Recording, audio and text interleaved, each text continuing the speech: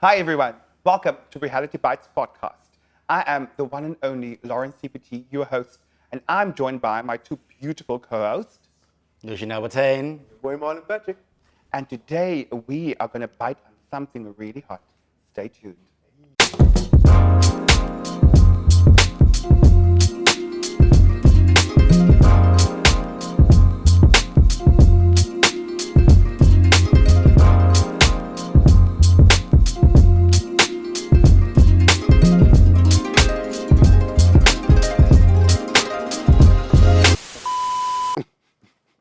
Our guest that we have today is a South African lifesaver, fitness guru, presenter, and actor.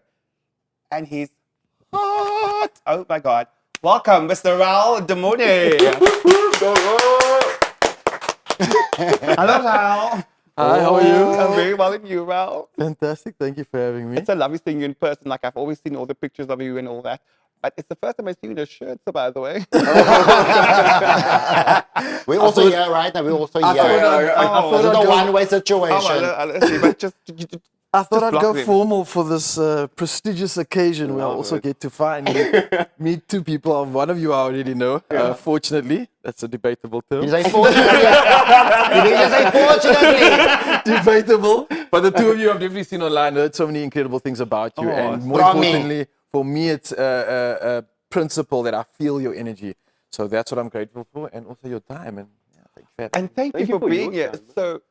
So, Ryle, I believe you are the fastest man on sand. What? Now, the thing that first comes to mind is like, Ryle, Baie groot waar geraak. groot geraak. Weet jou gejaag. Ryle, as jy miskien van die del van die baie My suburban. The sun. I got some blessings from, I think, both the parents and the grandparents. Look, my grandma is from Q-Town, obviously in Athlone, and I think in one of those courts that you used to play around in every day when I used to go visit and half being looked after by them. I definitely got some of my talents and my skills there. Half being looked after. Yeah, you know, you get posted down between your aunt and your mom because the parents are hustling. So I was really grateful to have that, let's call it multifaceted exposure to life. Love that. You see, that's why we're in the shirt today. Wonderful. We're I didn't formal. even know you grew up in Q-Town, so that's very interesting. Not predominantly. I was brought up in Heathfield with my parents, but obviously most of the time that I did have spending with cousins and family was Bridgetown, Q-Town, that side of life. Please enlighten us about it. Like, tell us where you came from, etc., where you grew up, what schools you went to. Tell us your life story. Your life journey. My life journey. Oh, we're going way back. Let's Fade go. the blue. Yeah, so no, H-Town, Heathfield, they call it some people say lower, some people say upper retreat. It's also debatable. But Heathfield is where I was kind of born and raised, and genuinely was also half raised by both my mother and ma and aunts and everything else, which is, I think, a normal thing for people from our sort of culture. True. Takes a village, and it is something I'm absolutely grateful for. And I think later on we can talk about how that external influence impacted me later in life. But at humble beginnings, you know what I mean? Like coming from predominantly colored household, and then being one of the very few and first kids, I think, with this color scheme to go to a Model C school. Wow. 1994, Sub A. If you remember Sub A, that, yeah, I gave away my yeah. age here. I don't know if you guys know what Sub A even is, but yeah, for us peeps over 30, I guess. That's grade 1. Over 40. Oh, please. Joking. Come on. This is not over 40. Yeah, definitely not. You're still a teenager. Borderline, under 40. But yeah, man, it was incredible for me to come from what I think was very humble beginnings, and I didn't have much, but everything I did have, I made the most of, and I think that's something I've been true to myself in being able to carry through with me in life, and I think that's a big principle of mine, is making the most of whatever you have, and I think coming from that, I think everything else is just purely a blessing, and you go through life just being absolutely grateful. And there's been a lot of crazy things that have happened, but I think my childhood was predominantly just being exposed to a lot of playing cricket in the road with the bin. We all did, yeah. A BMX, a skateboard, or borrowing a friend's because you maybe couldn't afford it or you weren't lucky enough to get it as a present for Christmas.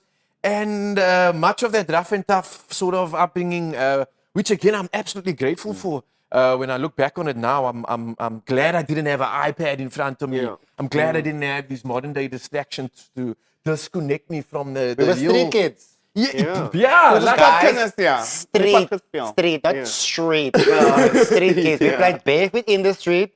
And one thing, did you also grow up with the crate, the log, and then the shopping mall trolleys? oh yeah. Yes. You And it was all a bungee. We grew up like that. in retreat, I actually still see that to this day, and I smile to myself. It's That's real amazing. occasions, but we grew up like that. That and there was like this is a weird one, but in like some of the open fields, because there wasn't such a thing as a jungle gym back then. Yeah. Yeah. So you'd have like a mattress folded in half. Yes. You'd learn how to do something. Bomalakis. Now, guys, it's called Bomalakis. Yeah, I call it Pomalakisi, but yeah, I was maybe a bit more posh than you. I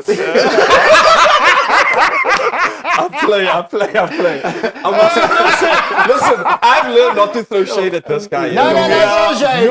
Throw shade. He is king of shade. always open. Throw shade. Don't ever come for him. As I'm gathering myself, you know. I'm going to apologize in advance. And I'm not stirring I anything. do not accept it. You see, I learned as a street kid as well. I do Not to not mess with accept kids like this. That's what he yells people. Yeah. Yo, you see, they were on another level out there. I do not accept. So yeah, I think for me, let's say pre-primary school, there was a lot of that. A lot of the stuff I think a lot of us can resonate with.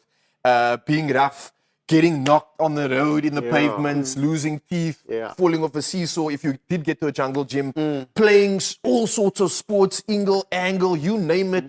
And I think that is what was also the key to unlocking my physical ability, which is something I truly rooted myself in.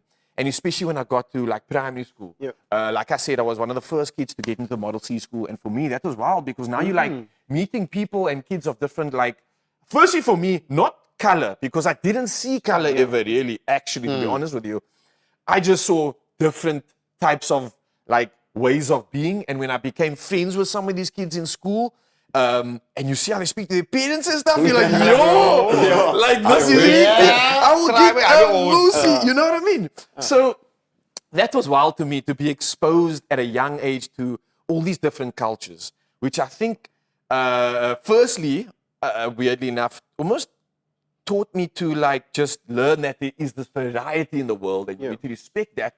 But I think initially, before coming into a space like this, was also maybe my downfall, because I wanted to please, be, and fit into everybody's circle. Wherever you go, you want to be that crowd pleaser and be friends with everybody. I think we all kind of, when we're growing up, seek that approval or a way to fit in, because I think through my upbringing, you don't really realize who you are when you have such a mixed influence. All this like Model C school that I went to, Berkeley Primary School, Model C now, lekker, Jay. You made it. And now, Bourgeois. yeah, you know what I mean? Bourgeois. Now it's like meeting these different cultures and stuff, but then also you get caught up in that. You get thrown into all these different circles and you're absorbing as you go. And I feel like it's overwhelming you. You're learning a lot, but at the same time, who are you at the end of the day? And that became a big journey for me for most of, I think, towards the end of primary school onwards and even through varsity. And that was crazy times, So to answer that question, So what was a highlight for me of your bio is that you went to the University of Cape Town, correct? Yeah. And you have your Bachelor of Commerce, right? And just a BCom General degree. Yeah. Right? Why? Yes. And why Why did I torture myself like that, guys? we are BCom people, so Okay. I just generalized. Yeah, but look, you guys all, I mean, tertiary education is something that is a massive undertaking, and I might need a drink there. No, yes. Thank you, guys. And cheers, gentlemen, and everybody else. Cheers. Let's go, my guys. Thank you very much. Cheers, all there. So, very nice. So, That was planned. No, I'm joking. That was not planned. no, but genuinely, I think, sorry, to answer your question even before about the fastest man on sand, and I will get to that. Yeah. And I think just just to repeating what you asked me again. Sorry, what was it? Your BCom BCom degree. Yeah, I think it's more than just a BCom. It was again tying into what I was saying earlier about pleasing other people. Now, I come from an upbringing where my dad is old school, hard as bricks. No real like connection there as a kid.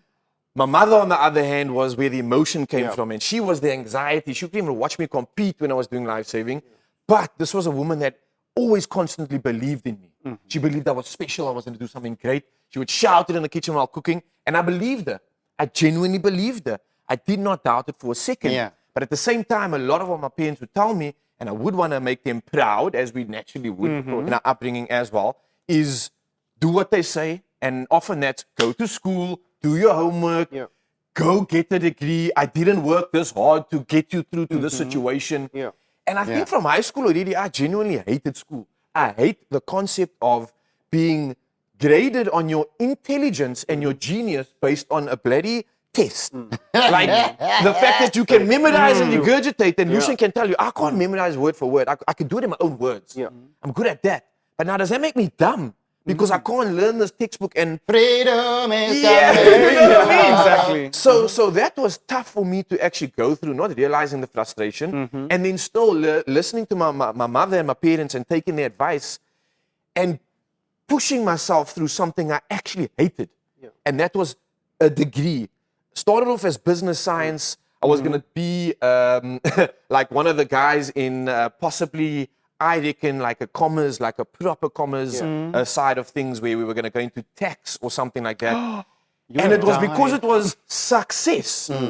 My mother said this was success. Everybody's telling you success. Get a degree, get a job, make money, you'll be But successful. that's the old school mentality back in the day Exactly. where You have to get you a have degree. to get. They think school will get you somewhere. I know Exact- people that's millionaires that didn't finish school. Exactly. But And- that was the mentality back in the day because our parents didn't Correct. have those opportunities. Yes. So they wanted you to have those opportunities, and that's why they enforced it upon us. Like, you have to get your degree. You have to study. Yeah, Exactly. and they did it, and it worked for them. Yes. That system worked well.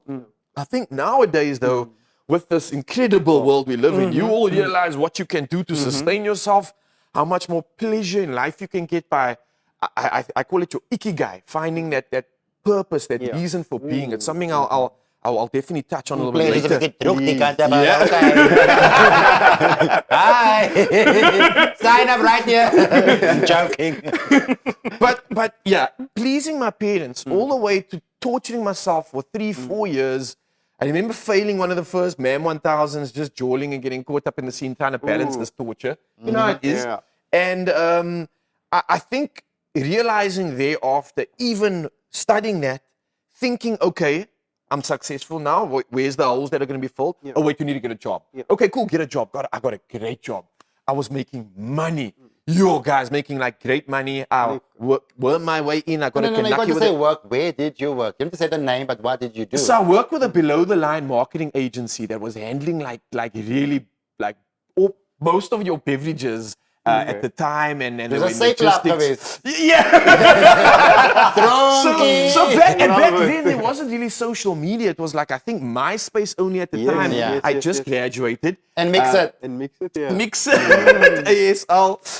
So I was an account manager for a job, and my job was to invite like famous people to parties. I threw an event on the Nautilus yacht at the Bay Hotel back at the day, back then, and like there wasn't really anything other than like these networking agencies and PR companies, and that was about it. So I would reach out to them, chat to these people, meet these famous people. I was like a plug.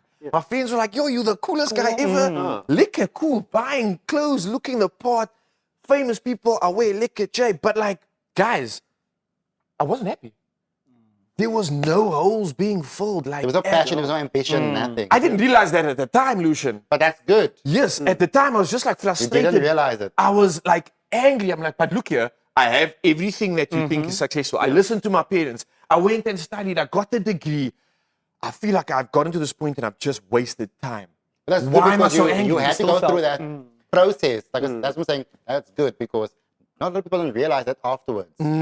But did you feel True. empty? Like, that was the feeling you 100%. worked, you I felt thought all empty. these things would fill holes. Fill I holes. thought buying clothing would fill holes. Buying a car will fill this hole. Getting more money. Now I just need twice as much. Cool. Get things, get a place, Nah, it didn't do anything. If anything, it made the holes bigger. Yeah. Now, how confused am I now in this moment Yeah. thinking, oh, but my parents said I trusted, my friends, everybody, society is telling me this. But yet, here's me, half depressed. I don't know what depression is at the time, but like dealing with this whole like emptiness, like what on earth? Yeah. And crazy enough, at this very moment, and I'm still in a deep relationship, long-term relationship at this time, one thing that pulled me out of this was this passion I had for life-saving and moving. Okay, I was always a kid that would move. I loved sport and I loved running.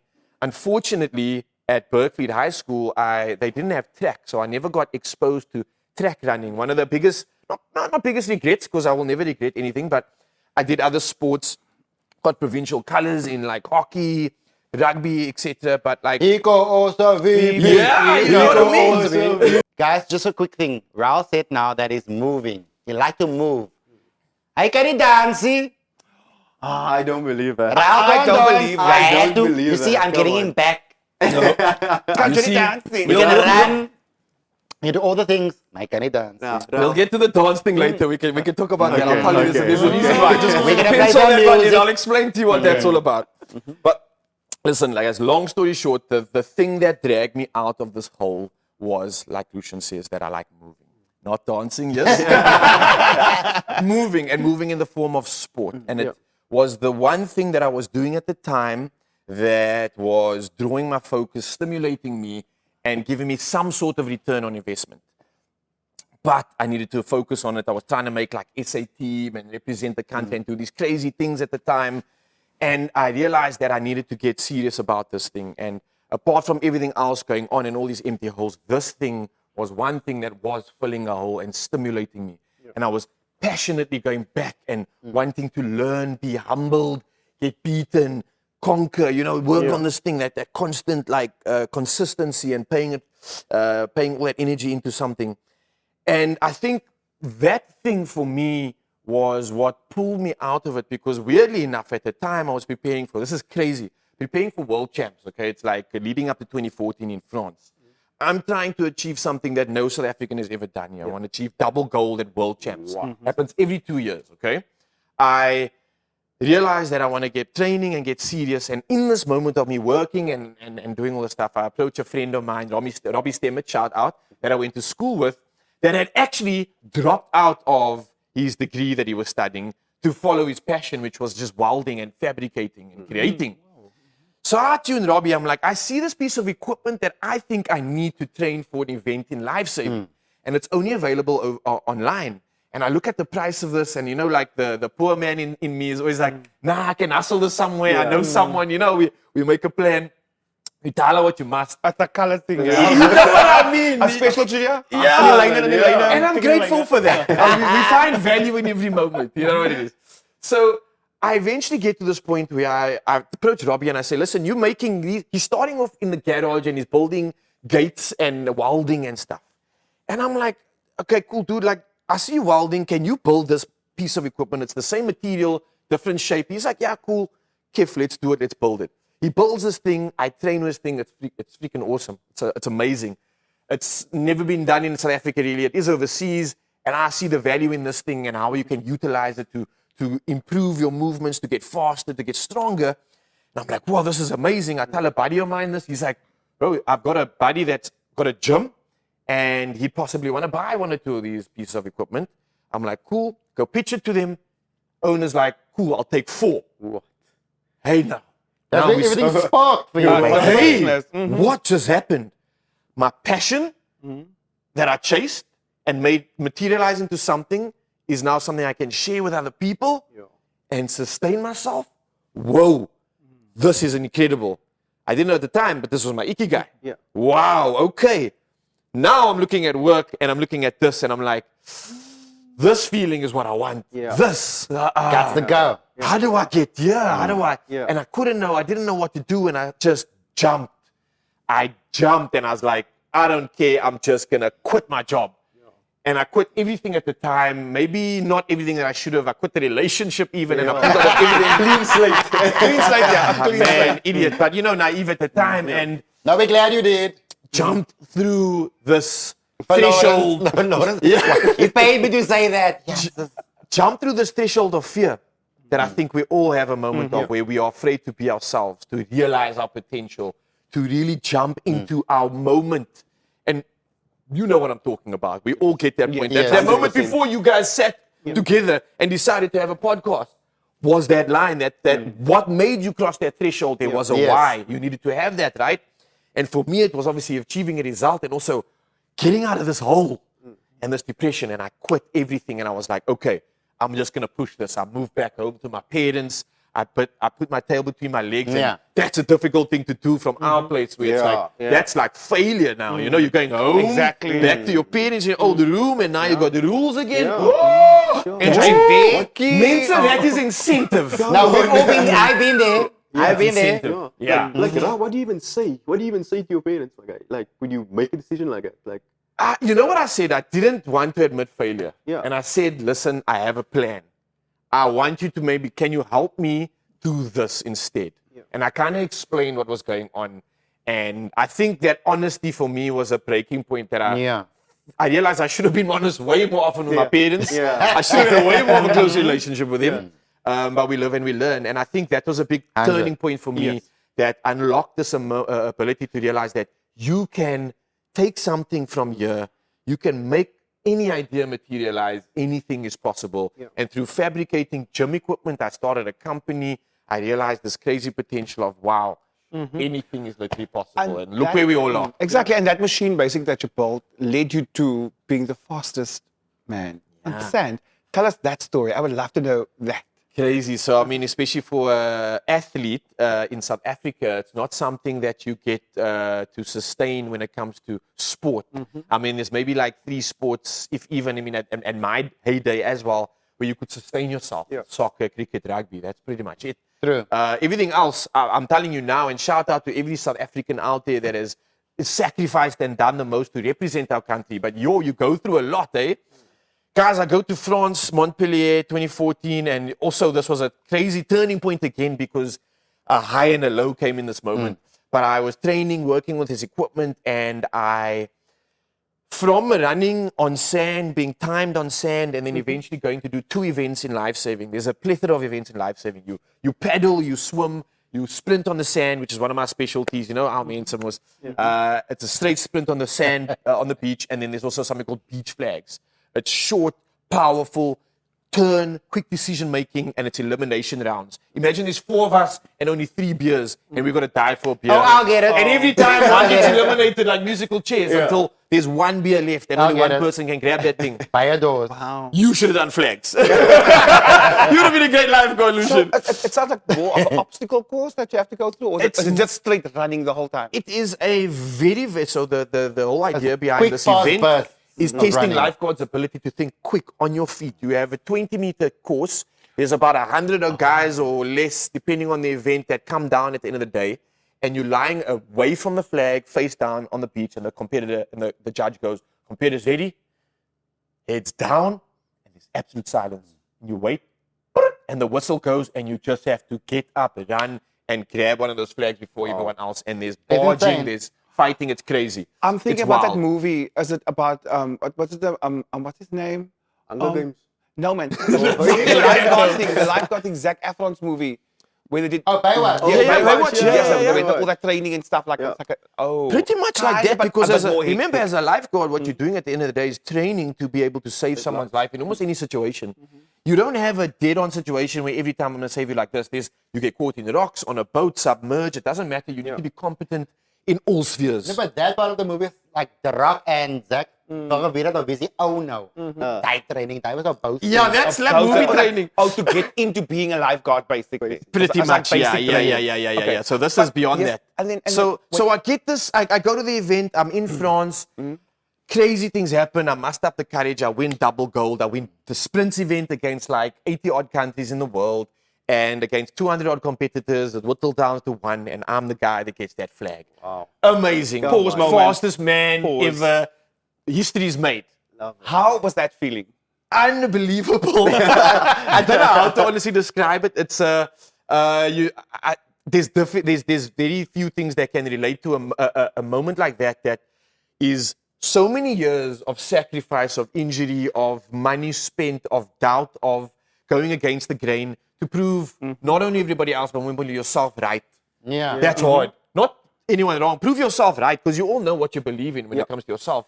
But to God and prove yourself right, that's hard. Yeah. And to have a moment of validation, wow, that the is so sacrifices you've empowering. made. Yeah. It's so empowering. Yeah. It is what made me believe that I can do anything. And then that was the moment where I love thought that. I was invincible. Weirdly enough, I was humbled very quickly after that, because I grabbed the scooter after being in France, celebrating, went to go to all the way to Monaco, end up being, as I reached Monaco, boat show, fantastic, living there, la vida loca.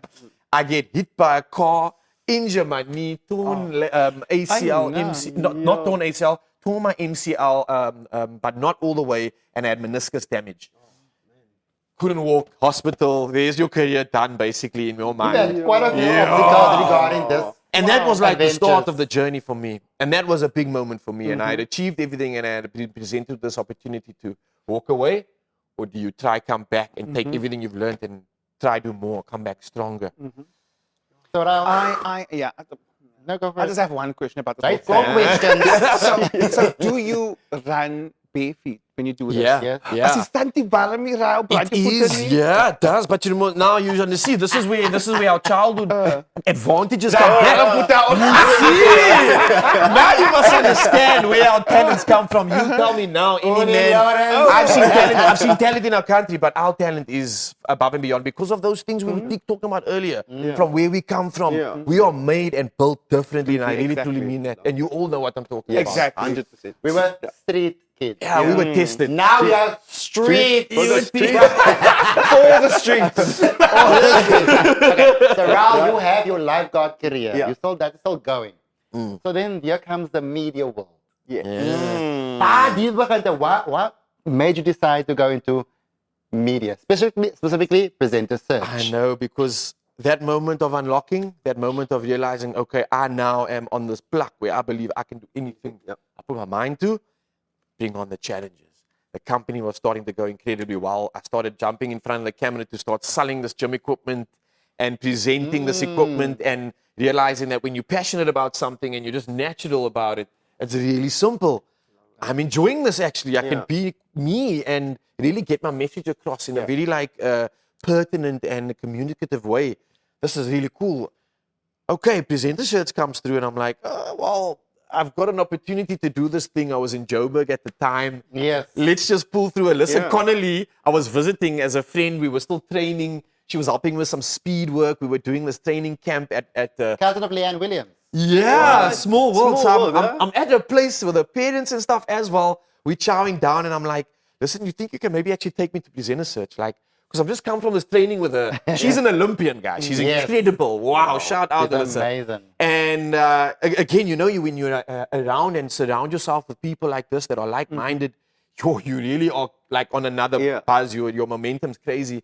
So I'm like, listen, we get on a conversation. I ask if she can drop me at presenter search. I'm literally one of the last people there. Literally one of the last people there. And there starts this journey where I realized that without any media training, without having even watched TV, the skill set I learned as a youngster, the exercises I had been forcibly going through unintentionally, where I'm training and preparing for these moments where a race lasts a few seconds, that is pressure. When you go to world champs and you spend all your money and money you don't have, and I bet on myself winning just to make my money back. That's risk. That's putting pressure on yourself. When you deal with a moment like that, being in front of a camera on TV is actually not that bad. It's actually a lot easier, because you realize that all you need to do is use that same method that you used and apply it everywhere else in life. What do you was your do? thought process while doing presenter search? Yeah, because I For realized the judges. I realized already in the moment, I can't boof this mensa. I can't lie to them and be like, hi, my name is Michael Mole, and welcome to... That's taken a few years to get to that point, but now I can only be myself. So let me just try this thing, because I can't compete with Cheapers, Creepers, Harmony, Catalundi, we've got Fizz, we've got Tapiso. We had so many incredible people in my presenter search here. I'm like, I can't beat this. I've got to be something else. I've got to be different. I can only be me. Luckily, that was something that I learned being in training, moving as an athlete, be present. That was something that I just tried to always be. Oh, we viewed your Be tape though. present. I mean, the good looks help. Exactly. And my mom Look, said, we had to utilize some of No, the. I was into that. But I was like, but you're ashy, you know. And to my day, Lucian's still on me about his ashiness, ashy knees, but thank you, I'm grateful. I think that mindset brought you to a lot of things, like within the media world, etc. Like, for example, my favorite, your role in on Netflix, Blood and Water. Raak ek nog steeds in my mond, laat baat te daar baat. Ek sê die Here is my advocate, die Here is my advocate, maar die man, thank you, Lucian. I needed that. But yeah, Coach Shed was crazy. How was that experience on there? Like, oh my word, again, like it just seems like life is like this, like just jump, get thrown in the deep end, no acting experience, only being on Presenter Search, and prior to that, no experience again. What else can I do? Let's just be present. Oh, so overwhelming, trying to juggle. Victorious or by inexperience, but in learning experience in the moment. A lot of people don't get opportunities like that. No, Lucian, 100%. You don't get these opportunities, Marlon. And I'm thinking to myself, what else can I do now? I'm not an actor. I can't pretend to be. Okay, let me just be present in this moment. And I realized the lines weren't as important as the blocking and the facing the camera and the beats and the counts. And I was like, wow, Presenter Search, being a presenter helped me with that technical ability. I had no acting ability, but I could be present. And luckily, I think the directors had great casting. It was a role that wasn't too far-fetched for some reasons, not all of them. But like Lucian says, when you get an opportunity, take it. Jump, grab it, and ride that wave. If anything like nature has taught me and something that fuels me is when you're on a why wave. does everything sound like what Raul's saying? I'm singing. It's your turn. Stuff. It's your turn. Ride the wave and don't stop. Make the most of it. And I think and like listening to your like whole tale is like you can literally see that person come to life every time you see someone's picture. So sometimes when you look at someone's pictures, right, you can like literally pick up, okay, this person is trying or whatever. But in your pictures, he's always naked. But besides the fact that it's naked, I'm just speaking about his face. You can see the happiness when you're in nature. You can see the happiness in your face when you're surfing. When you're running, whatever you're doing that's active, I can see, and I understand now why you say you like moving, you know what I mean? And that shines through, and that's what we pick up from my perspective, because I'm the viewer, ek is 'n groot fan van jou. Ja, altyd. Slide in the DMs. Okay, so by the way, Ryle was on in what's it, Men's Health? And I still, that was the first time I like put on my story. Don't know if you can remember because it's a clone tag. On the cover of anyway, Men's Health. What a crazy cover. Exactly. So that's one of the things. And then also you were on my desk at work. Like literally everyone at work at high tech, they know. It's like Ryle De Morny. It's Ryle De Morny. Do not. You know what I mean? And also the fact that you like hiking and stuff like that. So that really is like, oh, this is the guy. And see, you can see it through the work that you do, like the normal post that you're doing. You can see it. You love what you're doing. And I think that speaks volumes about you. I like that you say that, and that's something I'm trying to bring across. I don't always feel like the mediums that I work on really bring that sentiment across, but you're making me a heart full knowing that you resonate with that, because it's exactly what I'm trying to share beyond the way I look and the physical appearance. If you do look within and beyond that, and I'm hoping that at some point the clickbait, the hook, whatever brings you deeper, and you see what I'm trying to show you is that I want you to move. I want to share. Happiness is best shared. It's such a cliche, but I want you to experience what I'm experiencing right now. The ability to be using a vessel you've been blessed with, right? To unlock, to stimulate, and to just like feel so free in a moment. There's nothing more beautiful than that. And I want and I encourage everybody out there to go out into a mountain, go out into the ocean, take a dip. You don't have to do anything crazy, but just go disconnect and reconnect with nature and re-empower yourself. Yeah, man, get rooted again. It's something we deserve. We must enrich ourselves with, and it's something I have fueled myself with. It's the only way I can do what I'm doing. It's the only way I can hustle and work on a show with Lucian with his crazy, incredible energy at 4:30, 5 o'clock in the morning, right throughout. Run a gym, be an athlete, share. I have to fill it up somehow. And we all have to find that thing that fills up our cup. For me, I'm so grateful that I found a thing like nature that can do that for me. And in a place like this in Cape Town where we live, understatement. Come on. More than beauty. Yeah. So I can't not be grateful. Knowing that, again, like that men's health cover for me, that was 2 weeks, 3 weeks after dislocating my shoulder at another life-saving event, not being able to now train to look the part and having to go through a very extreme diet, and again, learning the very intricacies of health. And now what I personally do not believe to be health, and not to knock a great brand like Men's Health, but the people you see on the cover of a magazine like that, that's not healthy. They're dehydrated all the time. They are carb depleted. It's not realistic. Like maybe I look a great way because I've been consistently living a certain lifestyle. But if you look at the message and what I'm trying to say here, it is that I'm balancing not only the movement and that moment of play that I think us as adults sometimes forget to do and to find in our crazy, demanding life, but also to just find things that stimulate you within, like feel within as well. So like from diet to hydration to anything else, I have to have balance. Relationships, friendships, you have to have that same sort of vigor, that same sort of like real presence and connection. Otherwise, you're wasting your time. You're not being you. You really touch this thing now. Actually, I have a question for you quickly now. I know like you've had a flippin' awesome career thus far, right? But do you think, if you could mention one, do you think there's any career highlights in particular that just stands out for you at this point in time? Your soul-to-soul moment. What stands out for you? There's obviously various moments along the way, but I think everything that has happened since that moment of Presenter Search, when I think I was standing there, I know I was very close with Fez at the time, and we were really like deep in terms of the connection we had. It was beyond just the smoke and mirrors. I think there was a moment there where you are blessed with this opportunity. You know when that email comes through and it's a yes? Yes.